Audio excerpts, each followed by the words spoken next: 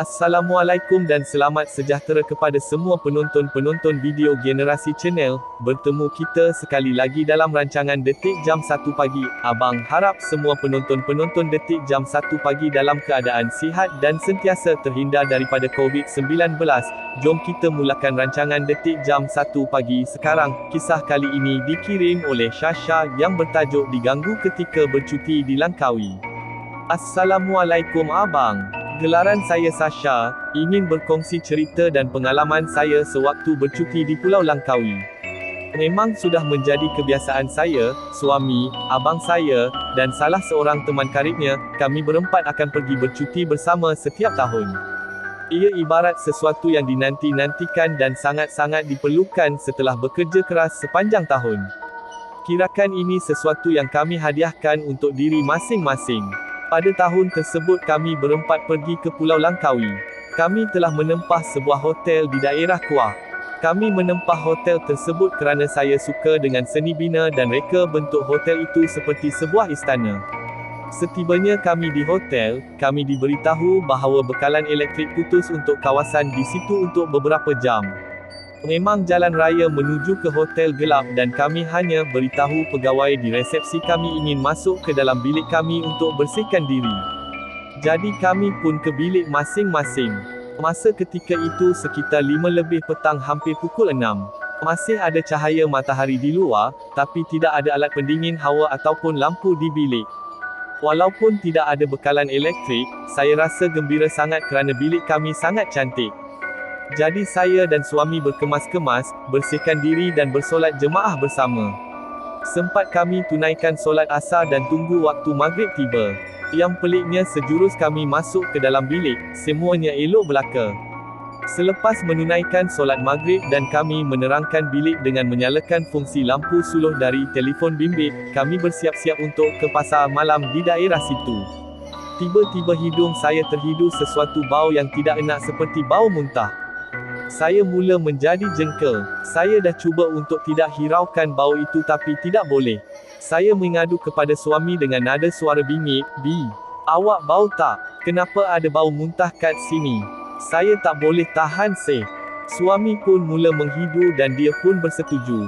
Yang hairannya, bau itu berada di kawasan tempat saya sedang bersiap. Bila beredar dari kawasan itu sedikit pun tidak ada bau muntah walaupun sedikit.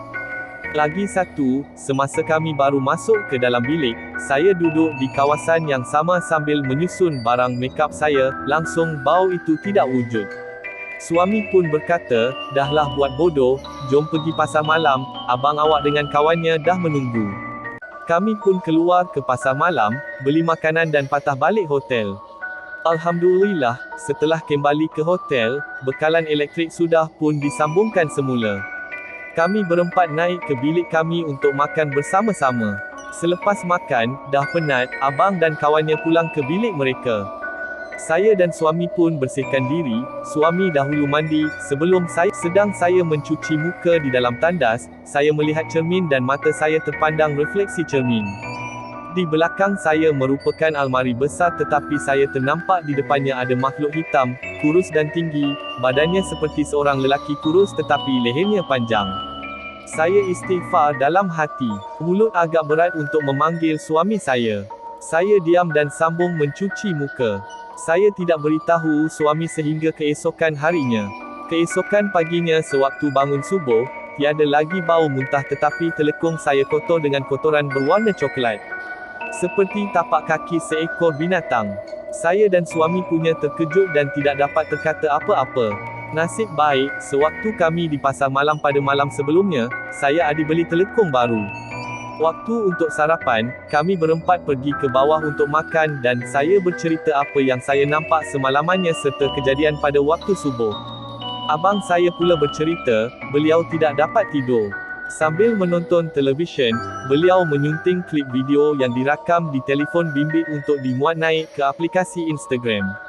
Dengan tidak sengaja, dia terakam sesuatu, seperti seorang perempuan sedang menangis, sayup dan perlahan bunyinya diikuti suara anjing menyalak.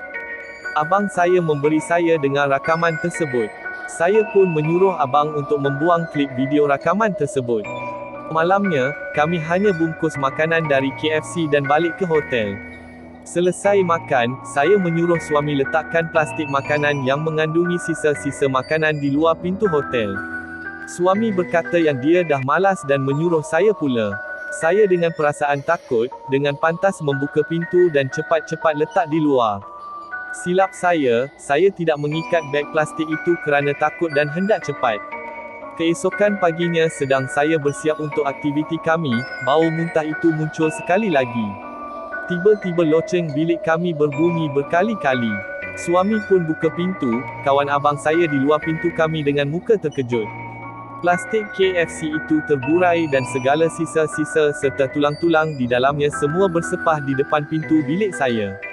Ya Allah, itulah peristiwa dan pengajaran buat saya. Assalamualaikum. Yang benar.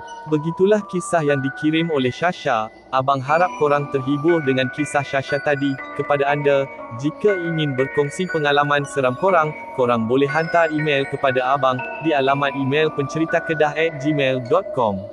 Ingat sahabat-sahabat abang semua, kisah seram bukan untuk menakutkan korang, tetapi untuk menjadikan korang lebih berani.